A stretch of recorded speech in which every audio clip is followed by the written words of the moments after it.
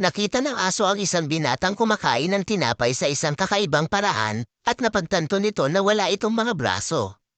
Matapos kumagat sa tinapay ang binata, may isang taong dumaan at sadyang tinadyakan ang tinapay palayo. Hindi nagsalita ang binata ng kahit ano at tila naisip din ng aso na ito'y hindi makatarungan.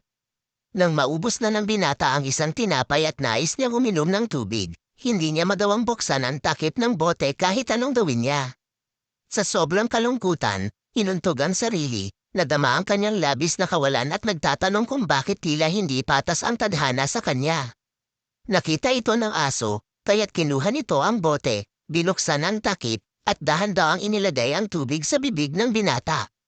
Kahit sobrang hingal na, tiningnan ng binata ang aso, nais sanang magpasalamat. Ngunit tila sinabi ng aso sa binata na maghintay, umalis ito, at nang bumalik na ito, may dala na itong isang piraso ng tinapay.